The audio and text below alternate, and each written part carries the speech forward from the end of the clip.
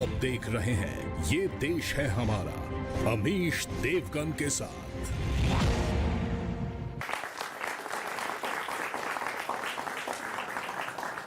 नमस्कार व्यूअर्स, मैं हूं अमीश देवगन। कहते हैं जो अपने इतिहास से नहीं सीखता, इतिहास की गलतियों में सुधार नहीं करता, उसका भूगोल और आने वाला वक्त बदल जाता है। तो क्या भारत के इतिहास में हुई भूल को सुधारने का वक्त आ गया है? मैं सबसे पहले कुछ नाम आपके सामने रखता हूं, खास तौर पर ये नाम हमारी युवा पीढ़ी के लिए है। क्या हमें राजा विजाल्य का नाम याद है? क्या हम इन्हें जानते हैं? क्या हमें समुद्रगुप्त, सम्राट पुष्यमित्र, सम्राट हेमचंद्र, विक्रमादित्य ये नाम याद है? अगर नहीं याद है तो यकीन मानिए इतिहास बताने वाले और समझाने वालों से कहीं ना कहीं एक बड़ी चूक हुई है। ये भारत के शूरवीर थे। हमें औरंगजेब, बाबर, मोहम्मद बिन कासिम, महमूद गजनवी, महमूद मोहम्मद गौरी, नादिर शाह, अहमद शाह अब्दाली, कुतुबुद्दीन ऐबक, ये सब नाम जुबानी याद है। बाबर और औरंगजेब के नाम पर तो कई सड़कें इस देश के अंदर। मजारे हैं। तो क्या इतिहास में हमसे बड़ी भूल हुई है? हमें क्रूर मुगलों के नाम याद हैं, लुटेरे सुल्तानों और आक्रांताओं के नाम जुबान पर रट चुके हैं, लेकिन अपने महापुरुषों के नाम हमें खोज खोज कर पढ़ाना पड़ता है, पढ़ना पड़ता है। आखिर ये भूल किसकी है? ये मुद्दा हमारे देश के लिए, हमारे युवाओं के लिए, इस देश की युवा पीढ़ी के लिए बेहद आवश्यक है। क्योंकि सवाल यह भी उठ रहा है कि क्या ज्ञानवापी पर इतिहास में जो हुआ वो भी एक भूल है। और इसी बीच बॉलीवुड के एक बड़े एक्टर अक्षय कुमार की एक फिल्म आई है जिसका नाम है सम्राट पृथ्वीराज, लेकिन कई लोगों को यह फिल्म चुभ गई है। सवाल है कि आखिर एक तरफा इतिहास किसने दिखाया, किसने समझाया? ये वाकई एक भूल थी या एक बड़ी साजिश? आज जनता के बीच, इन देश के युवाओं के बीच एक बड़ा मंथन मैं करने के लिए जा रहा हूं। इस देश में एक बड़ी बहस शुरू करने के लिए मैं जा रहा हूं। इतिहास की भूल अब नहीं होगी कबूल। आज की चर्चा विस्तार से इसी मुद्दे पे होगी, क्योंकि एक फिल्म आई है सम्राट पृथ्वीराज। पृथ्वीराज रासो कितने शूरवीर थे, वो आखिरी हिंदू राजा थे, लेकिन उस दौर में भी जयचंद थे, इस दौर में भी जयचंद है, उस दौर में भी गौरी थे, इस दौर में भी गौरी हैं, उस दौर में भी पृथ्वीराज रसो जैसे शूरवीर थे, इस दौर में भी है। लेकिन हमें समझना है क्या सच है, क्या झूठ है। आज इसी पर होगी जनता जनार्दन के बीच, देश के युवाओं के बीच सबसे बड़ी चर्चा। सारी चीज़ों के ऊपर लिखी हुई है जो इन्वेडर्स के ऊपर लिखी हुई है, लेकिन हमारे खुद के महाराजा हैं, राजा हैं, उनके बारे में दो तीन अक्षर लाइनें लिखी हुई हैं। जिन लोगों के ज़िम्मे भारत का इतिहास लिखना आया, उन लोगों ने बहुत ही सिलेक्टिवली भारत के गौरवशाली इतिहास को बाहर किया। व्यक्तियों का मनोधैर्य खच्चे करने के लिए देवस्थान तोड़े गए। ये वो बयान है जिसके बाद सवाल उठ रहे हैं कि क्या अब इतिहास की भूल सुधार का वक्त आ गया है? क्या अब वो वक्त आ गया है जब हम अपने वास्तविक हीरो को पहचानें और आक्रांताओं के कुकर्म देश के सामने रखें? Cultural capital of the spiritual capital of India is Varanasi. So इस देश में जहाँ कभी भी प्रेरणा, और गंगा और हिमालय ये हमारे इतिहास के साक्षी हैं, ये भावना की बात है। इस देश में बहुत डिबेट चल रही है, तो मुझे कहीं ना कहीं मेरे मन में ये था कि लोगों को याद दिलाया जाए कि भगवान काशी विश्वनाथ के मंदिर को पहली बार जिसने तोड़ा है वो कुतुबुद्दीन ऐबक है। I'm not saying we should not know about Mughals, but balance it out. Know about our kings also. They were great too. Bring it in front of everybody. Our children would like to know about Maharana Pratap. सन 47 में हम स्वतंत्र हुए और मैं निश्चित रूप से कह सकता हूं कि 2014 से जो सांस्कृतिक पुनर्जागरण का एक युग भारत के अंदर शुरू हुआ है,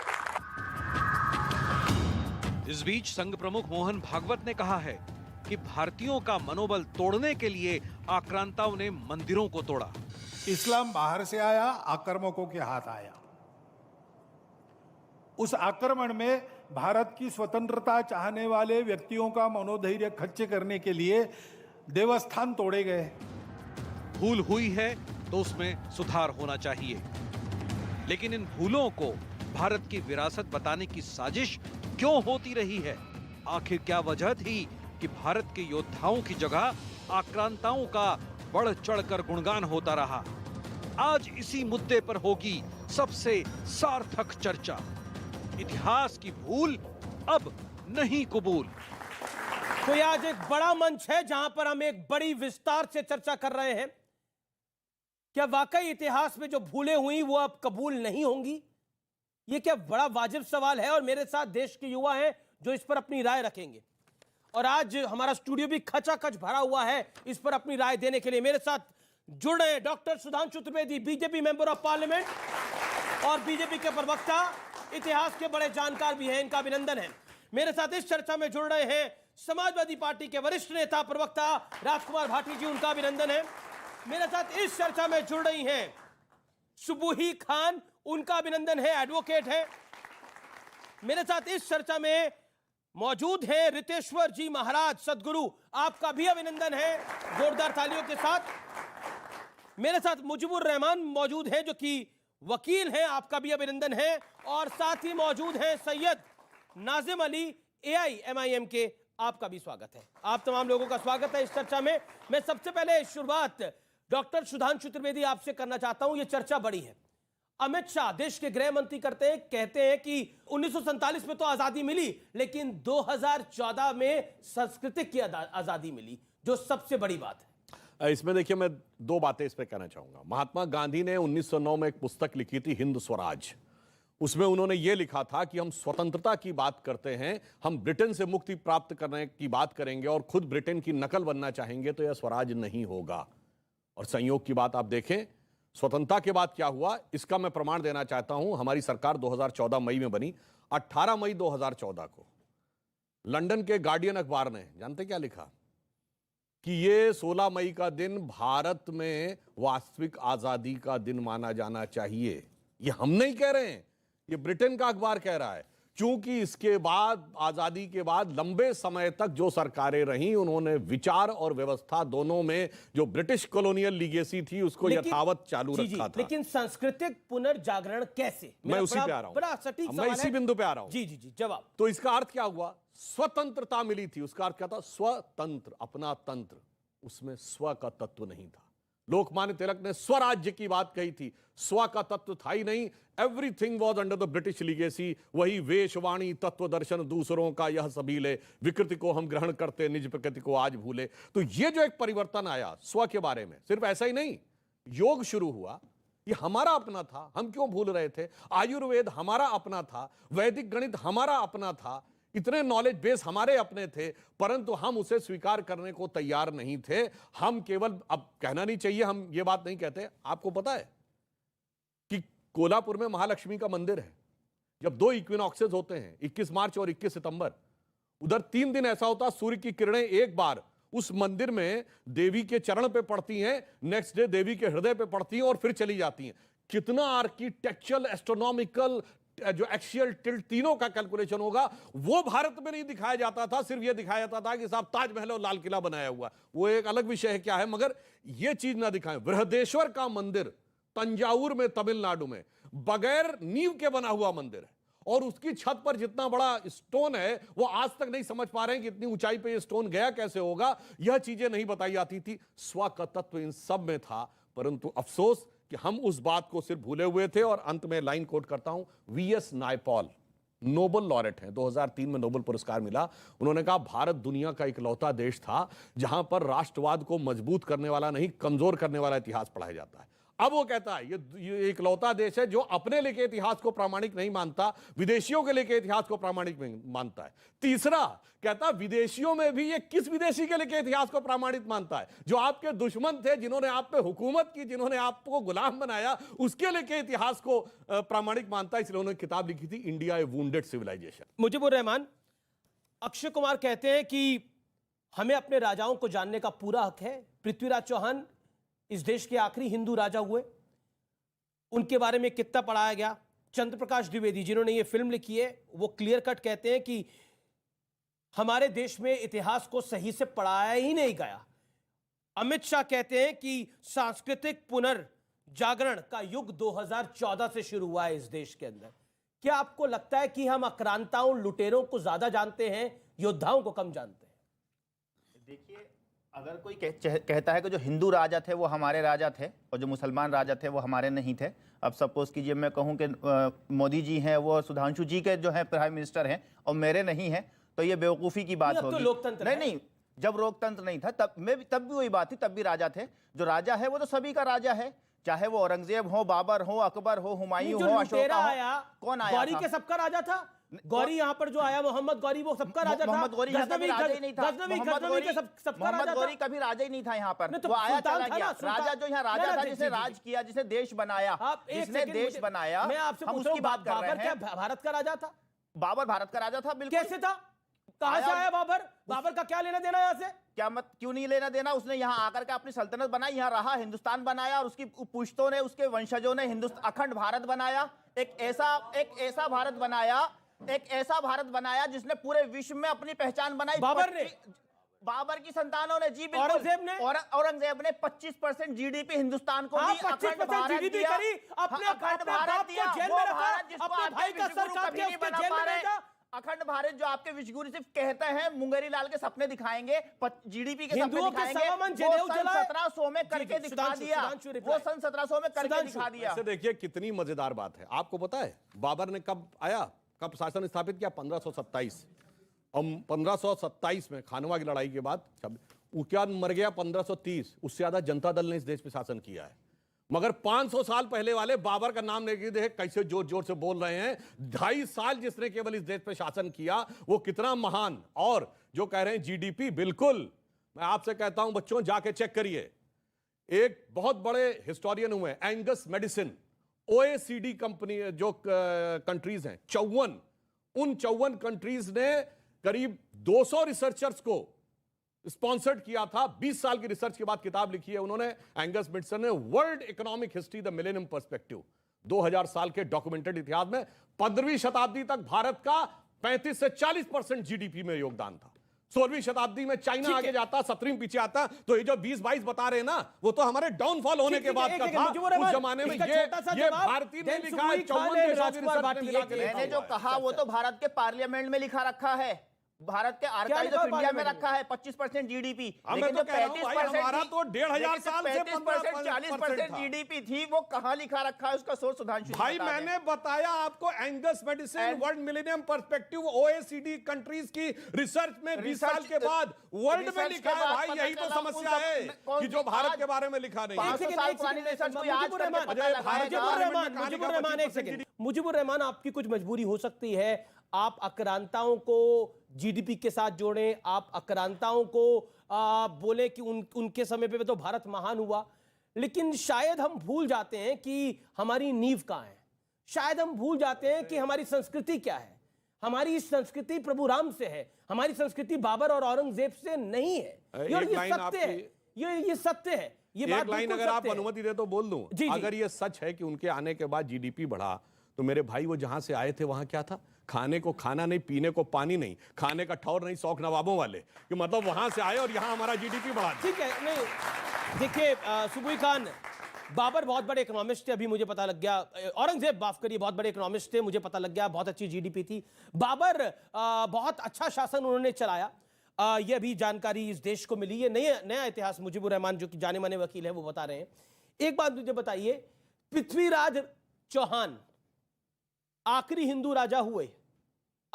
राजा हुए, उनका वर्णन तो आधे चैप्टर में कर दिया जाता है, लेकिन औरंगजेब, बाबर, खिलजी, इनकी कहानी तो कई किताबों में बताई जाती है। ऐसा क्यों?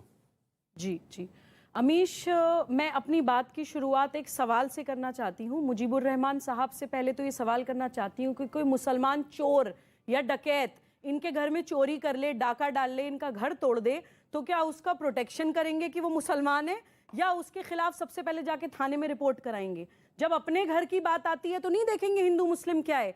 जब अपने घर के लिए इतना ज्यादा आक्रोशित हो सकते हैं, आंदोलनकारी बन सकते हैं, तो देश के लिए वो प्रेम आप लोगों के मन में क्यों नहीं आता है? मेरा इतना सा सवाल है। दूसरी बात मैं ये कहना चाहती हूं कि देखिए, ये सांस्कृतिक जागरण की बात जब हम करते हैं, उसका मतलब होता है कि अपने देश की संस्कृति, इतिहास, शास्त्र को समझें, अपने देश के नायकों को समझें। ये हिंदू मुसलमान का मसला नहीं है, ना ही ये मुस्लिम शासकों और मुगलों के खिलाफ कोई लड़ाई है। ये है सिर्फ सही और गलत में फर्क करने की लड़ाई। अमीश, हम सिर्फ इतना कहते हैं कि औरंगजेब की खबर पे जाके नमाज मत पढ़िए, दाराशिकों की खबर पे जाके नमाज पढ़िए। अमीश, मनोवैज्ञानिक तौर पे हम जिस तरह के संगीत सुनते हैं, जिस तरह की किताबें पढ़ते हैं, जिस तरह के नायकों को मानते हैं, उस तरह का हमारा चरित्र बनता है। आप सही हीरोज देश के सामने, मुस्लिम समाज के सामने क्यों नहीं लाने देना चाहते हैं? आप एपीजे कलाम को नायक क्यों नहीं बनने देना चाहते हैं? बहादुर शाह जफर का क्यों सम्मान करता है भारत? हम मुगलों के भी खिलाफ नहीं है अमीश, हम मुगलों के भी खिलाफ नहीं है। हम चित्र का नहीं, चरित्र का सम्मान करते हैं। जो अच्छा है उसको अच्छा बोलिए, जो खराब है उसको खराब बोलिए। दाराशिकों का सम्मान करे, कोई दिक्कत नहीं है। लेकिन जब कोई औरंगजेब का सम्मान करता है और वो कहता है कि औरंगजेब ने जीडीपी बढ़ा के दे दी, लेकिन वो भूल जाता है जिसने अपने बाप को जेल में रखा और अपने बाप को अपने सगे भाई का गला काट के भेज दिया गिफ्ट के अंदर। सोचिए, वो औरंगजेब मिसाल है कुछ लोगों के लिए। लेकिन एक सेकंड, मैं अब राजकुमार भाटी के पास आता हूं। राजकुमार भाटी, आपके नेता हैं अखिलेश जी, उन्हें क्यों लगता है किसी भी फिल्म की अगर कोई बात होती है, चाहे वो कश्मीर फाइल्स की बात हो, चाहे वो पृथ्वीराज रसों की पर जो फिल्म बनी है उसकी बात हो, योगी जी देख रहे थे, तो क्यों उनको लगता है कि हर चीज मजाक का विषय है? देखिए, आपने शुरुआत की कि इतिहास 2014 के बाद देश आज़ाद हुआ है और इतिहास बदला है। 2014 के बाद इतना बदला है कि पहले इतिहास क्लास में पढ़ाया जाता था, कक्षाओं में पढ़ाया जाता था, यूनिवर्सिटी में पढ़ाया जाता था, अब फिल्मों में पढ़ाया जा रहा है। पहले इतिहास इतिहासकार लिखते थे, अब नेता लिख रहे हैं। अब अमित शाह जी लिख रहे हैं, मोदी जी लिख रहे हैं, सुधांशु जी लिख रहे हैं। पहले प्रधानमंत्रियों के इंटरव्यू पत्रकार किया करते थे, अब कौन करते हैं? प्रसून जोशी करते हैं, अक्षय कुमार करते हैं। जो फिल्मों के हीरो हैं और जो कवि हैं वो जाके इंटरव्यू करते हैं। धर्म की रक्षा करने की जिम्मेदारी आप जैसे गुरुओं की थी, साधुओं की थी, संतों की थी, महात्माओं की थी। अब जो गली के टपोरी हैं उन्होंने धर्म की रक्षा का झंडा उठा रखा है। तो देश में इतना बदला है। और हम इसलिए कहना चाहते हैं अमीश जी, कोई अनपढ़ आदमी ये कह सकता है कि पृथ्वीराज चौहान अंतिम हिंदू राजा थे, तो फिर इसका मतलब राणा सांगा हिंदू राजा नहीं थे, महाराणा प्रताप हिंदू राजा नहीं थे, शिवाजी हिंदू राजा नहीं थे, झांसी की रानी हिंदू नहीं थी। पृथ्वीराज चौहान के बाद तो हजारों हिंदू राजा हुए हैं। 1857 तक दिल्ली सल्तनत जिसको कहा जाता है, दिल्ली की गद्दी जो कहा जाता है, उसमें आखिरी हिंदू राजा पृथ्वीराज चौहान ही हुए। मोहम्मद गौरी ने भारत पर शासन नहीं किया था, भूल जाते हैं हम। ये इस तरह के तर्क केवल वही लोग दे सकते हैं जिन्होंने आरएसएस की छोटी छोटी किताबें पढ़ी है, जिन्होंने असली इतिहास पढ़ा है। वो ये जानते हैं। एक बात और उठ रही है आजकल बड़ी तेजी के साथ, मुगलों को बहुत पढ़ाया गया है किताबों में, हमारे हिंदुओं को कोई कुछ नहीं पढ़ाया गया। भैया, कोई पढ़ा लिखा आदमी बताया क्या हिंदुओं को नहीं पढ़ाया गया? कौन से विषय में नहीं पढ़ाया गया? इतिहास में नहीं पढ़ाया गया, साहित्य में नहीं पढ़ाया गया, तो भूगोल में नहीं पढ़ाया गया। औरंगजेब के साथ है। अरे हमने तो किसके साथ हैं? देखिए, सुनिए, अभी प्रमाणित करते हैं कि क्या पढ़ाया गया। साहब, बड़े अदब से पूछता हूं। सुनिए, मेरी बात पूरी नहीं हुई, मैंने आपके बीच में नहीं। अच्छा, बोलिए। हमने भी थोड़ा बहुत पढ़ा है, ठीक। हम कोई बिना पढ़े लिखे तो आगे नहीं है। हमारे पास भी पोस्ट ग्रेजुएट डिग्री है। हमें तो किताबों में महाराणा प्रताप भी पढ़ाया गया। रणबीच चौकड़ी भर भर कर चेतक बन गया निराला था, महाराणा प्रताप के घोड़े से पड़ गया हवा का पाला था, जो तनिक भगवा से बाघ हिली लेकर सवार उड़ जाता था, राणा की पुतली फिरी नहीं तब तक चेतक मुड़ जाता था। हमने तो ये पढ़ा है। हमें तो शिवाजी भी पढ़ाए गए हैं, हमें तो पृथ्वीराज चौहान भी पढ़ाए गए हैं, हमें तो झांसी की रानी बुंदेले हर बोलों के मुंह हमने सुनी कहानी थी, खूब लड़ी मर्दानी वो तो झांसी वाली रानी थी। कौन कहता नहीं पढ़ाया गया? अच्छा, अब देश को मूर्ख बनाने की बात चल रही है अपने तरीके से। आपको लग रहा है कि देश मूर्ख बन रहा है? अब मैं बोल देश मूर्ख बन रहा है आपको लग रहा है? लेकिन अभी आपने उत्तर प्रदेश में समझाने की कोशिश करी थी। सुधांशु, मुझे 30 सेकंड दीजिए। आपने बोला देश मूर्ख बन रहा है, ये सब लोग मूर्ख बन रहे हैं। अभी बिल्कुल, मतलब मूर्ख बनाने की कोशिश है। एक सेकंड, आपने समझाने की कोशिश करी थी 2 महीने पहले चुनाव के अंदर, कोई नहीं समझा। आपकी कितनी सीटें आई, बीजेपी की कितनी सीटें आई, वो भी सबके हाथ में। बिल्कुल अजीब बात है, यही सही बात है, यही सही बात है। लिखने का हक बिल्कुल, चुनाव जीत गया। मैं राजकुमार जी से कहता हूं, जितने बच्चे यहां बैठे हैं इंक्लूडेड और जितने वयस्क लोग बैठे हैं, राजकुमार जी, हम सब ने पढ़ा है। औरंगजेब का बाप कौन, सबको पता है ना, शाहजहां। शाहजहां का बाप कौन, जहांगीर। ये पृथ्वीराज चौहान का बाप कौन, बता दीजिए। इतिहास में पढ़ा है। चलिए छोड़ दीजिए, अब और सुनिए, अब इतना नहीं, भगवान राम सुनिए। अरे भाई एक मिनट। पृथ्वीराज चौहान के पिता सोमेश्वर थे। आप देखिए इतनी देर में नाना तोमर थे।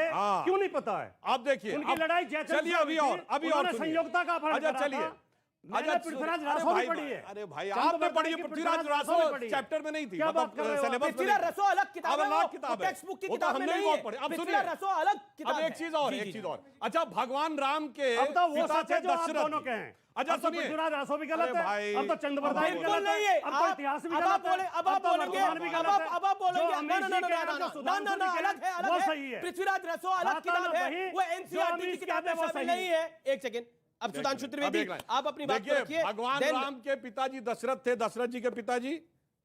अरे मैं ये क्विज है कोई? देखा, ये नहीं पढ़ा है। देखो, औरंगजेब के बाप शाहजहां, शाहजहां का बाप जहांगीर, जहांगीर का बाप हुमायूं, हुमायूं का बाप बाबर, सब पता है। यही तो प्रॉब्लम है, नहीं पढ़ाया गया है। इसीलिए मैंने कहा, इसलिए आप आ जाकर पॉलिटिकल बहस।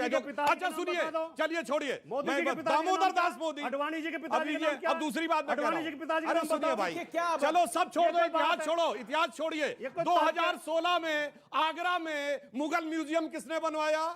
सुधांशु त्रिवेदी ने। भैया अखिलेश यादव ने। काहे बनवाया?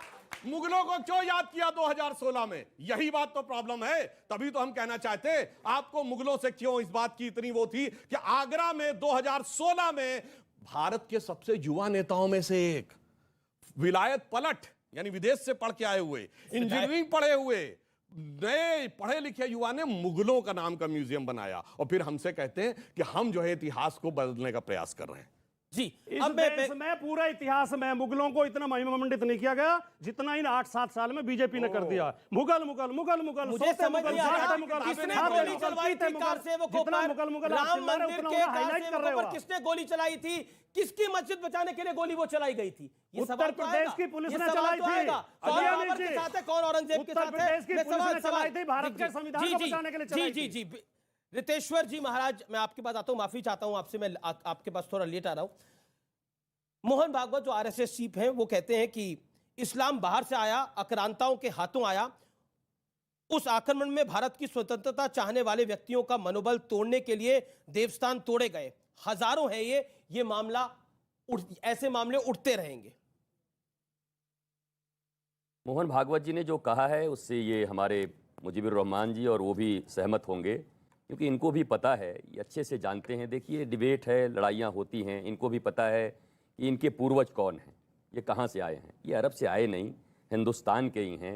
और इतनों का तो नाम पूछ लिया, मैं तो कहूँगा मुजीबुर रहमान जी भी अपना एक पूरा ऊपर का ले लें, और निश्चित तौर पर इनको भी मिल ही जाएगा कि इनके 10वें पूर्वज कौन थे। हमारे आपके ही पूर्वज, डीएनए भी एक, खून भी एक हमारा है, ये बाहर के नहीं हैं। लेकिन एक ऐसी वार्ता बीच में आ गई है, पता नहीं क्यों मुगल को, अब बाबर को इन्होंने राजा साबित कर दिया, ये गजनी गोरी को भी कर देंगे कुछ दिन के बाद। इतना भी क्या नफरत है अपने देश से, अपनी संस्कृति से? मैं भी तो यही पूछ रहा हूं कि क्यों नहीं, मैं तो वृंदावन में रहता हूं, मथुरा में रहता हूं, भाई हमारे यहाँ रसखान हैं, उनकी समाधि पर मैं जाके बैठता हूं, एक बार रसखान की आवाज़ इनके मुंह से नहीं आती, एक बार एपीजे अब्दुल कलाम आज़ाद का नाम नहीं लेते, वीर अब्दुल हमीद का नाम नहीं लेते, अशफाक उल्लाह खान का नाम नहीं लेते, गजनी गोरी औरंगजेब और दारा सिकोह का भी नाम नहीं लेते। कहीं ना कहीं आप भी भटक रहे हैं। आप सोचो क्यों लड़ रहे हो? आप हमारे हो, इस देश के हो, राष्ट्र के हो, और अफगानिस्तान की हालत जाके देखो, वहां फ्लाइट से भागने वाले कोई हिंदू नहीं थे। ये देश है हमारा में, रुकेंगे एक ब्रेक के लिए, लेकिन ब्रेक के बाद भी ये चर्चा जारी है। आपने कहा संस्कृत पढ़ पाते हैं कि नहीं? बगैर पढ़े बोल रहे, संस्कृत पढ़े हो, संस्कृत पढ़े हो, बगैर पढ़े बोले।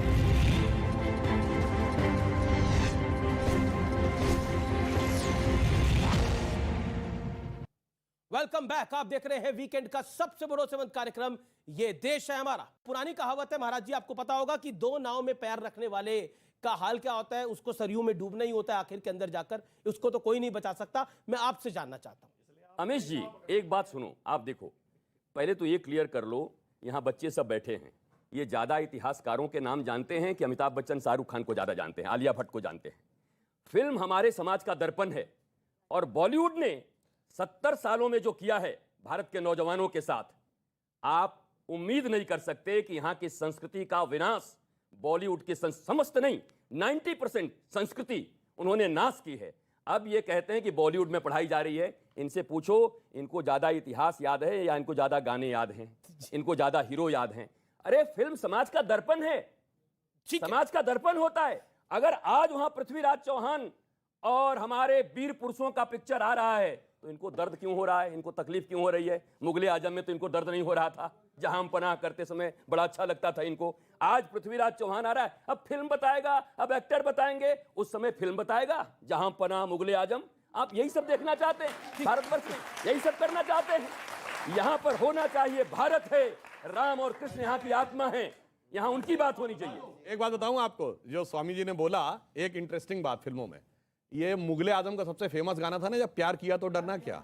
जब वो शुरू होता उससे पहले स्टेप बाय स्टेप जब सब आते हैं ना, जोधाबाई, सलीम, और जब ये आते हैं अकबर, तो क्या कहा जाता है?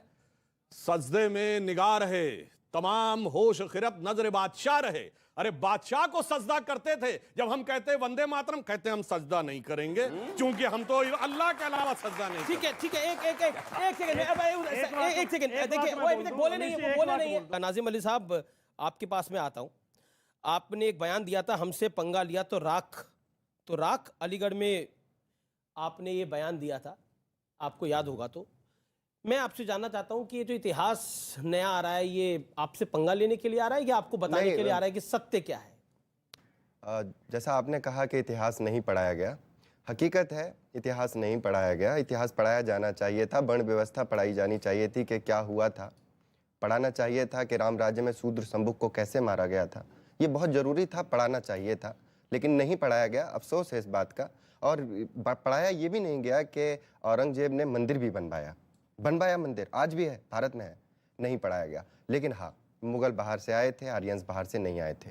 आर्यंस यहीं की पैदावार है, ये झूठ पढ़ाइए, ये बहुत जरूरी है। क्यों? नहीं, आर्यंस बाहर ये अंग्रेज के अलावा किसी ने लिखा हो तो बताइए। नहीं, आप अंग्रेज, आर्यन शब्द कहां से आया? जो अंग्रेजों भाई अंग्रेज ने तो जो सारा रॉयल झूठ सीक्रेट अच्छा, सर्विस किस ईयर में आई आर्यन? जो अंग्रेजों के यहाँ मुखबिरी किया करता था, मुझे जो अंग्रेजों के यहाँ मुखबिरी किया करते थे, मुझसे आपके बीच में नहीं बोला, आप खामोश रहिए। पहले अरे भाई आप तो फर्जी बात, अंग्रेजों का लिखा फर्जी इतिहास। पहले बात सुनिए, यहाँ पे नहीं, आपके स्क्रीन पे चल रहा है कि मंदिर तोड़ने वाले, आप ये कहिए कि आप ये बताइए औरंगजेब ने मंदिर आप नहीं बताएंगे मुझे क्या कहना है? नहीं, मंदिर तोड़ने वाले जो थे, नहीं बनवाए, को मैं आज हिम्मत करिए, आप आज हिम्मत करिए कि मंदिर बनवाए नहीं बनवाए। हिम्मत है तो यहाँ खड़े हैं, अगर हिम्मत नहीं होती तो कहीं और तो यही खड़े। हिम्मत है तो यहाँ खड़े हैं। हिम्मत है और हमारा इतिहास, मैं बार बार कहता हूँ इस देश के नौजवानों को, हमारा इतिहास 1947 का नहीं है, हमारा इतिहास आदिकाल का है, हमारा इतिहास प्रभु राम का है, हमारा इतिहास वासुदेव कृष्ण का है। हमारे इतिहास की बात करते हैं, हमारा इतिहास जब आएगा तो कईयों के इतिहास हत्या कर दी जाए। हम ऐसे इतिहास को नहीं मानते जिसमें शूद्र समूह की हत्या कर दी जाए, तलवार से उसका वध कर दिया जाए। हम ऐसे इतिहास को नहीं मानते और आपको बर्दाश्त कर 30,000 लोगों का सर काट के गांधी की उपाधि दी जाए, उसे मानते हैं। अकबर ने 30,000 लोगों का सर काटा था, फतेहनामा चित्तौड़ में लिखा हुआ है, उसने खुद। अकबर औरंगजेब की बात नहीं कह रहा हूं। शिक्षा हासिल। अच्छा सुनिए, आप कहां पढ़े? एक मिनट, पानी पी लीजिए। आपने कहा पढ़ा समूह की हत्या? संस्कृत पढ़ पाते हैं कि नहीं? बगैर पढ़े बोल रहे? संस्कृत पढ़े हो, बगैर पढ़े बोले, देखा बगैर पढ़े बोले। अच्छा कौन से अध्याय में लिखा है? रामायण के कौन से अध्याय में लिखा है? कौन से अध्याय में लिखा रामायण के? बोलो। राम राज्य में शूद्र संभुक को मारा। अरे भाई रामायण के अध्याय में कौन से लिखा? अंग्रेजों का इतिहास मत बताओ, अपने पढ़ा इतिहास बताओ। क्योंकि ये तो वो है हमने 800 साल इस देश पे हुकूमत की है। जी सवाल। अरे सुनिए, मेरा नाम हर्ष शर्मा, पिता का नाम जितेंद्र शर्मा, उनके पिता का नाम विद्याधर शर्मा, उनके पिता का नाम राम अवतार शर्मा। आप अपने 3 पूर्वजों का नाम बताइए, सो छोड़ के चला जाऊंगा। नहीं ये चैलेंज हो गया है। अब ठीक है, मैं चैलेंज आपका हिंदू ही निकलेगा। अच्छा ठीक है, अब आप किसी के हिंदू के खून, दादा के पिता का नाम पूंजालाल ठक्कर था। और वैसे एक और बात समझिए, वो जैसे आप अमर अकबर एंथोनी में तीनों का बाप किशनलाल ही निकला था, तो उसमें कोई चिंता की बात नहीं, निकलेंगे सबके बाप किशनलाल ही। जी अब बताइए अपने, आप अब अपने 4-5 पुष्ट बता दीजिए। मैं आप पुष्ट बताने के लिए सवाल पूछा गया है, आप पुष्टों की जानकारी करिए। वो शो छोड़ने को उन्होंने बोला, चैलेंज दिया ना भाई, चैलेंज दिया ना, चैलेंज तो होना चाहिए। आप भी यंग है, वो भी यंग है, होना चाहिए चैलेंज। सुनिए इतिहास आपको नहीं पढ़ाया गया, आपके पूर्वजों का। आपने अपने दादा का बता दिया, नहीं आपने अपने दादाओं का बता दिया। आपने वहां जैसे अभी जैसे सुधांशु जी ने कहा, जैसे नहीं सुनिए, मैं बता तो रहा हूँ ना, पूर्वजों के नाम बताने नहीं आया हूँ। बहुत सेंसिटिव मतलब देश के हालात समझिए, आप समझिए। मैं यहाँ नहीं आपको नहीं मालूम, आपने अभी कहा, मेरा नाम अमीश देवगन, मेरे पिताजी का नाम रमेश कुमार देवगन, मेरे दादाजी का नाम चमनलाल देवगन। पूर्वजों का नाम सेंसिटिव क्यों है?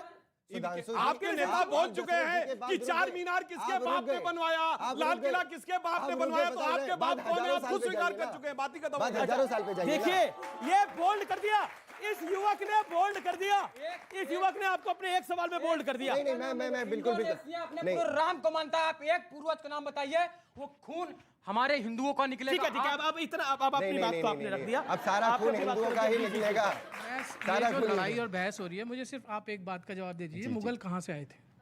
मुगल कहाँ से आए? ये बताइए मुगल कहाँ से? अब ये तो सेंसिटिव नहीं है, आई बिलीव ये तो सेंसिटिव नहीं है। मुगल कहाँ से आए थे? भारत मेरे घर में, मेरे सवाल अंदर अगर कोई बाहर से, जैसे सपोज मैं दिल्ली में रहता हूँ, ठीक है, उत्तर प्रदेश से कोई आके मेरे घर में एक कमरा बनवा ले तो उसका कमरा हो जाएगा क्या वो? तो क्या वो कमरा तो लेने आए मुगल कहाँ से आए थे बस आप मुझे ये बता दीजिए। मुझे अच्छा सवाल है, अच्छा सवाल है इसमें। ये तो सेंसिटिव नहीं है ना। कहते रहा हूँ अब आप खड़े रहिए, जवाब नहीं, बहुत सारे और भी लोग थे जो भारत में आए थे, ठीक है। ये सवाल का जवाब नहीं हुआ ना। नहीं सिर्फ मुगलों को लेके बात नहीं होगी, बात सभी को लेके बात होगी, सभी को लेके बात होगी। मुझे तो लगता है कि जॉन मार्शल लेन का इतिहास मत पढ़ाइए। क्यों नहीं होगी बात इतिहास की? वो वही कहा गुलामों का इतिहास पढ़ाएगा जिसने हर एक पन्ने पे बात होगी। अरे मुगल कहाँ से आए बताइए ना, सवाल पूछा मुगल कहाँ से आए? मुगलों पे क्यों नहीं जवाब? मुगल कहाँ से आए थे? सवाल पूछा गया, आपने जवाब ही नहीं दिया। दो सवालों ने आपको क्लीन बोल्ड करा है। नहीं बोल्ड आप हुए, आप सिर्फ मुगलों पे जवाब नहीं होगा, सिर्फ ये हैट्रिक का मौका है। देखिए दो सवालों ने बोल्ड किया है। हैट्रिक वाला सवाल कौन पूछना चाहता है? कौन पूछना चाहता है? आप देखिए ये एक सवाल आया है, हैट्रिक का मौका है। आपके लिए बड़ी दिक्कत वाली बात हो गई है, आपका बड़ी दो बारी विकेट उखाड़ चुके हैं ये दोनों। अब मैडम आप पूछिए सवाल।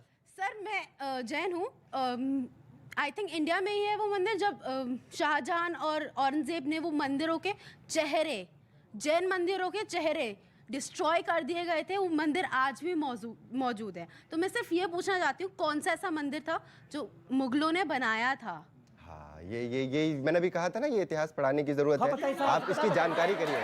नहीं बालाजी मंदिर है, बालाजी मंदिर है, बालाजी मंदिर है, आपको पढ़ने की जरूरत है। बालाजी मंदिर है, वही तो कह रहा हूँ, ठीक है बालाजी मंदिर है। अरे भाई साहब बालाजी मंदिर औरंगजेब बनवाए, उज्जैन में मंदिर बनवाए। आप यही तो कह रहे हैं कि उज्जैन। आप उनसे सलाह कर रहे हैं, मैं उन्हीं से पूछ लेता हूं। मुझे भाई भी कह रहे हैं कहाँ फंसा दिया, किसके साथ? मुझे भाई भी परेशान है, आप उनसे बार बार पूछ रहे हैं 2-3 मंदिर बता दो, 2-3 मंदिर बता दो। मैंने किसी से नहीं पूछा। जी ये कहा जाएगा देखिए, और मुलायम सिंह ने कहा था हम बाबरी मस्जिद बनवाएंगे, तो कहा जाएगा बाबरी मस्जिद उन्होंने ही बनवाई थी इसी टैक्स के आधार पर। भाई फ्लोर ऑफ द हाउस पे तो डॉक्टर हाउस पे भारत की संसद में दिया गया बयान है। सुधांशु जी मैं कहूंगा आपकी सरकार चल रही है और जिस आपको दारा शिकोह की आप तारीफ कर रहे हैं वो भी मुगल था, और मैं कहूंगा कि आप भारत रत्न दे उनको, आप भारत रत्न दे। हम आगे बढ़ेंगे, भारत जो खर्चा होगा वो हम इकट्ठा करके देंगे। भारत होता है? अरे भाई आपको माला पिलाएंगे, आपको रेड कारपेट लगाएंगे। आप ऑडियंस गरिमा बना के रखिए, आप भारत रत्न दे, अब्दुल हमीद को भारत रत्न दे, अबुल कलाम आजाद को भारत रत्न दे, आप मंदिर एपीजे अब्दुल कलाम को भारत रत्न दे। उनको मिल चुका है भाई, मिल चुका, बहुत बड़ी बात है। बाकी जो रह गए उनको दिलवा दीजिए। भाई देखिए इनका ज्ञान अपरंपार है, इनको पता नहीं भाई वीर अब्दुल हमीद मिलिट्री के थे, तो उनको सबसे बड़ा जो मिलिट्री अवार्ड होता है परमवीर चक्र मिल चुका है। ठीक है, सिविलियन अवार्ड सिविलियन को मिलता है, मिलिट्री अवार्ड मिलिट्री के व्यक्ति को मिलता है। राजकुमार भाटी जी, जो ज्ञानवापी का पूरा विवाद चल रहा है उसको लेकर शिवलिंग, वहां पर हिंदू पक्ष कह रहा है कि शिवलिंग है, कोर्ट में ये मैटर है। आपको लगता है भी हाल ही में अक्षय कुमार ने एक इंटरव्यू दिया, उन्होंने बोला कि मुझे तो ये शिवलिंग जैसा ही प्रतीत होता है। और क्या आपको लगता है कि अगर वो विषय है तो पॉलिटिकल पार्टीज को उस विषय पर अपनी राय साफ करनी चाहिए? ज्ञानवापी पर आपकी राय क्या है? ये अक्षय कुमार कौन है जिसे आप कोट कर रहे हैं? अक्षय कुमार ने कहा ये नहीं, कोई उन्होंने कहा, मैंने राय दी। कोई विशेषज्ञ हैं, कोई इतिहासकार हैं, कोई महात्मा हैं, कोई ये अक्षय कुमार कैनेडियन हैं, कनाडा की नागरिकता उनके पास, और उन्होंने खुद मीडिया में बोला था देश के हालात ख़राब होंगे, मैं कनाडा जाके बस जाऊंगा, और जब फिल्मों में काम बंद कर दूंगा मैं कनाडा जाके बस जाऊंगा। वो हमारा आदर्श कैसे होगा? केवल इसलिए कि उसके 2-4 ये इस तरह के लोग होते हैं बिजनेसमैन, जिसकी सरकार होगी। ये 2014 से पहले बीजेपी के समर्थक नहीं थे अक्षय कुमार, नहीं, पर न मोदी जी के समर्थक क्या बात थे। है? आज कैसे हो गया? आज वो इसलिए चहेता हो गया है। कमाल किया, यही तो आप लोग, यही तो गड़बड़ करते हैं आप लोग।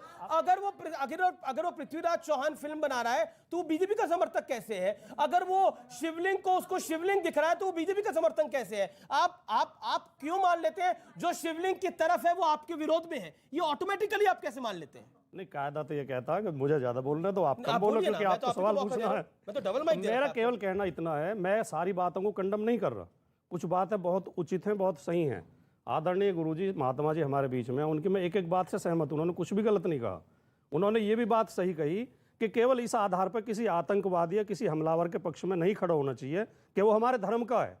पॉइंट। लेकिन यही बात हम पे भी लागू होनी चाहिए। सुधांशु, देखिए, आपकी तरफ के हैं अक्षय कुमार। अब देखिए, यही तो बड़ी विचित्र सी बात है। ये जो डिवीजन करने का प्रयास किया जाता है कि अगर किसी ने राष्ट्रवाद की बात कह दी, पृथ्वीराज चौहान की बात कह दी, तो हमारी तरफ के हो गए। देखिए, समस्या जानते हैं क्या है? मैं आपको बताता हूं। जैसे अभी महाराज जी स्वयं वृंदावन के हैं, मैं आपको एक पंक्ति बोलता हूं, आप बताइएगा ये किसने लिखी है, हिंदू ने कि मुसलमान ने लिखी? शेष गणेश सुरेश महेश सुरेश जाहि निरंतर गावे और जाहि अनादि अनंत अखंड अछेद अभेद सुवेद बतावे। और देखिए, अनंत अखंड वेद की बात कर रहे हैं। और ताही अहीर की छो हरियां छचिया बर छाछ पे नाच नचावे। ये कौन लिख रहा? सैयद इब्राहिम रसखान, जिनके बारे में माना जाता काबुल में पैदा हुए, वृंदावन में आके उन्होंने प्राण त्यागे, मगर उससे कभी किसी सेकुलरिज्म के सूरमा को उनके घर जाते हुए जोड़ते हुए देखा हो तो बताइए। सबसे बड़े मुस्लिम कृष्ण भक्त कवियों में एक हुए आलम शेख, जिनके लिए कहा गया नव रसमय मूरत सदा जिन बरने नंद लाल, आलम आलम बस कियो दय निज कविता जाल। कभी कोई नहीं जाता आलम शेख के घर पे। मगर और एक और बात कह दूं, जब औरंगजेब की बात आती है, चलो छोड़ो भाई हिंदुओं के साथ क्या किया छोड़ो, अपने साथ क्या किया। जब वो जेल में शाहजहां था तो शाहजहां ने उसको लिख के भेजा, भाई जेल में मैं अकेला रहता हूं, कुछ बच्चों को भेज दो, उनको कुरान ही पढ़ा दूं। तो जानते हो उसने क्या लिख के भेजा? बादशाहत चली गई, अभी बादशाही करने का वो नहीं गया जज्बा, और तो नहीं भेजे। फिर जानते क्या था? उसको अनाज और पानी भी लिमिटेड मिलता था। जब शाहजहां ने कहा कि पानी ज्यादा भेज दो तो औरंगजेब ने मना कर दिया। तो जानते उसने फारसी में कविता लिखी। कविता में उसने लिखा, अरे तुम जिंदा बाप को पानी नहीं दे रहे, तुमसे अच्छे तो हिंदू हैं जो पितृपक्ष में मरे हुए पूर्वजों को भी पानी देते। ये शाहजहां ने कहा है फारसी में, और उसके बावजूद उस औरंगजेब के लिए लड़ना। मेरे भाई, घर में तुम क्या चाहते हो, अपने लिए कौन सा आदर्श बनाना चाहते हो, देख लो। क्या आप चाहते हैं कि, मैं माफ करिए मैं कभी नहीं ये सवाल पूछता, लेकिन क्या आप चाहते हैं कि आपके घर में औरंगजेब जैसा आदर्श बने? चाहते हैं? कभी नहीं चाहेंगे? सवाल है मेरा, सवाल है मेरा। देखिए, पहली बात यह है कि औरंगजेब के बहुत सारे, अगर इनको क्या इन्होंने जो भी कहा, क्या तथ्य है, क्या पीछे उसके इतिहास है, ये सिर्फ इनका अपना जो है बनाया हुआ सुधांशु जी की थ्योरी है। शाहजहां ने लिखा है, इसमें कोई थ्योरी है? उसने अपने भाई का गला काटा था, ये अशोक ने भी काटे थे अपने भाई के गले, बिंबिसारा ने अपने बाप का गला काटा था, अजातशत्रु ने अपने बाप को कैद किया था। वो सब है, ये राजा करते थे। आप औरंगजेब की बड़ी तारीफ कर रहे थे। आप चाहते हैं आपके इंशाल्लाह एक बात बताइए, एक बताइए ना, आप चाहते हैं कि आपके घर परिवार में औरंगजेब जैसा आदर्श हो? चाहते हैं?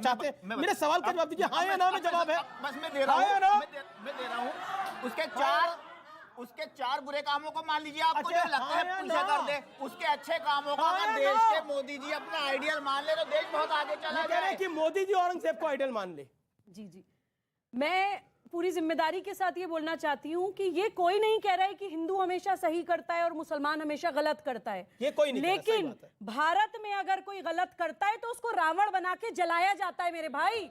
उसको पूजा नहीं जाता है, उसको बलि नहीं बोला जाता है। सिर्फ इस पर आपसे बात करी जा रही है जो आप मानने को तैयार नहीं है। अमीश, में एक बात इन्होंने, और यहाँ पे सारे युवा बच्चे बैठे हैं, इन्होंने भड़काने की बात करी, मैं क्लियर करना चाहती हूँ। मेरे गुरुदेव माननीय के.एन. गोविंदाचार्य जी ने मुझे एक सूत्र दिया है जो मैं आप युवाओं को देना चाहती हूँ कि भारत को सिर्फ संप्रदाय में नहीं बांटा जाता है, भाषा, जाति, क्षेत्र और संप्रदाय। आर्यन द्रविड़ थ्योरी कुछ नहीं है, देश को क्षेत्रवाद में बांटने की कोशिश है। आप चाहते हैं कि आपके घर में औरंगजेब की तरह व्यक्ति हो? चाहते हैं आप? बिल्कुल, मैं अभी बताऊंगा इस पे पूरी रात। पूरे बताओगे? हाँ या ना बताइए। आप बोल लीजिए। आप बोलिए।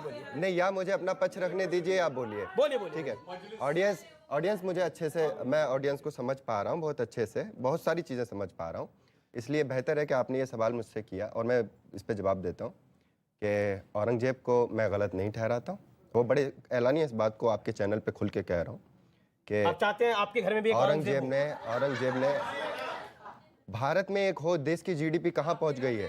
भारत में हो, भारत में हो, भारत में अब औरंगजेब एक होना चाहिए, भारत में हो, जी जी जी, भारत में हो। अर्थव्यवस्था अच्छी करने के लिए औरंगजेब को भी बाप मानने को तैयार है, बहु बेटियों का मांस, रेप, मर्डर, स्लॉटर करवाने को तैयार है, धर्मांतरण के लिए तैयार है, बाप को जेल डालने को तैयार है, भाई का गला काटने को तैयार है, गुरुओं को और आप गला कटवाने को तैयार हैं, गुरुओं का गला काटने को तैयार है, पैसे के लिए करते हैं आप लोग, ये रोजगार नहीं है, आप पैसों के लिए कर रहे हैं, आप लफाजी कर रहे हैं, आप रोजगार की बात कर रहे हैं। आज इन देश के ये जो भविष्य है, देश का भविष्य है। मैं एक ऑडियंस के सवाल, बड़े सारे सवाल आ रहे हैं, आपने सवाल लिया, आप क्या सवाल? वैसे जीडीपी पे एक फैक्ट बता दूं, जी जी जी, औरंगजेब के समय में सबसे ज्यादा जीडीपी में कंट्रीब्यूशन जिस राज्य का था वो जगह थी सूरत, और वो पूरे दौरे हुकूमत औरंगजेब के छत्रपति शिवाजी के कंट्रोल में रहा है।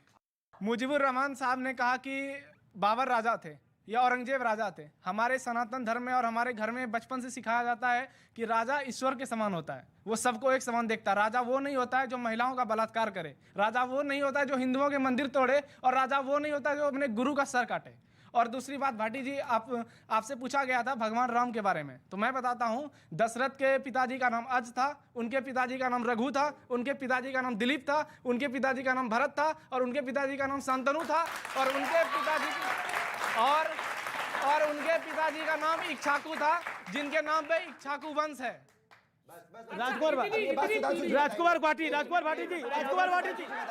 राजकुमार भाटी जी, ये देश बदल रहा है। हाँ, हमारे भाई, ये देश बदल रहा है। अभी हमारे भाई ने मर्यादा पुरुषोत्तम श्री राम की 7 पीढ़ियां गिनवाई, और इस डिबेट में आज एक नया वो विषय जुड़ा है अपनी वंशावली गिनवाने का। मैं आपको अपनी 8 पीढ़ी गिनवा देता हूँ। भाई कोई मना कर रहा है? नहीं, अरे आपके प्रभु राम की थोड़ी बात है, गलत बात। आपके में कोई प्रॉब्लम नहीं है, केवल 10 सेकंड आप गिना देंगे, वो सवाल उधर है, केवल 10 सेकंड, इसमें भी कुछ सार है। अरे प्रभु राम की पूछी थी सर, ये देश प्रभु राम के बारे में पढ़ेगा, ये देश आपके और समाजवादी पार्टी के बारे में इतिहास नहीं पढ़ेगा। कह चुका हूँ, 10 मिनट बाद आप समझ जाओगे मैं क्यों गिनवा रहा हूँ। अच्छा ठीक है, आप मेरा सुनिए, मेरा नाम राजकुमार है, मेरे पिताजी का नाम श्री रामकरण सिंह है, उनके पिताजी का नाम श्री धारा सिंह जी था, उनके पिताजी का नाम श्री भंता सिंह, उनके पिताजी का नाम श्री भूरा सिंह, उनके पिताजी मजलस जमींदार थे जिन्हें 1857 में अंग्रेजों ने बुलंदशहर कालेआम पे फांसी दी थी, जो कि क्रांतिकारी थे। 1857 आपके पूर्वजों के लिए आज हम लोगों पर सवाल उठाया जाता है। कोई सवाल नहीं उठा रहा, आपके पूर्वजों पे सवाल ही नहीं है, कोई जाता है, आपके पूर्वजों पे कोई सवाल ही नहीं, इसी कहते हैं कभी। और दूसरी बात, और 10 सेकंड, मैं ये भी चाहता हूं, एक सवाल इन्होंने पूछा कि मेरे घर में राम जैसा आदर्श पुत्र पैदा हो जो अपने पिता की आज्ञा पर राज छोड़ के वन को चला जाता है। अच्छी बात है। हम ये भी हमारी राम में भी आस्था है, राम में भी आस्था है, लेकिन राम के नाम पे हम देश को बांटना नहीं चाहते। भाटी जी बस अच्छा, क्या राम का आपने बोला हम राम के नाम पे देश को बांट नहीं चाहते, तो राम मंदिर बनाकर देश बांट रहे हैं? मैंने ये कहा। आपका मतलब क्या है? मैंने ये कहा। आपका मतलब क्या है? आप अपनी तरफ से क्यों सवाल पूछ रहा हूँ, आप ऐसा अन्याय क्यों करते हैं? सवाल पूछ ऐसा अन्याय भाई, इसका मतलब तो ये हुआ कि राम के नाम पर ये देश को बांट रहे हैं, ये राम का मंदिर बनवा रहे हैं, तो ये देश को बांटने के लिए राम का मंदिर बना रहे हैं। समाजवादी पार्टी का ये स्टैंड है। एक बात का जवाब, राम के नाम पर देश बढ़ सकता है? महाराज जी, राम के नाम पर देश बढ़ सकता है? देखिए, राम के नाम पर देश बटेगा नहीं। राम और कृष्ण भारत की आत्मा हैं। एक बात और सुन लीजिए, राष्ट्रवाद से अगर किसी दल का संबंध है, उस दल का समर्थन पूरा भारतवर्ष जीवन भर करता रहेगा। अगर आप राष्ट्रवादी हो जाएंगे, सभी लोग करेगा। एक अंतिम बात, कबीर साहब की बात सुन लीजिए। आधी बात इन्होंने कही थी, कबीरा कबीरा क्या रटत है, जा जमुना के तीर, इक इक गोपी प्रेम में बह गए कोटि कबीर। ये कबीर साहब ने कहा।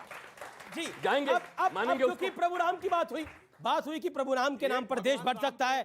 अगर आते हैं तो राम राम, जाते हैं तो राम नाम, जब मौत भी हो जाती है ना तो कहा जाता है राम नाम सत्य है। सुनिए, इन्होंने कहा कि देश को राम के नाम पे बांटते हैं, आपको होता है?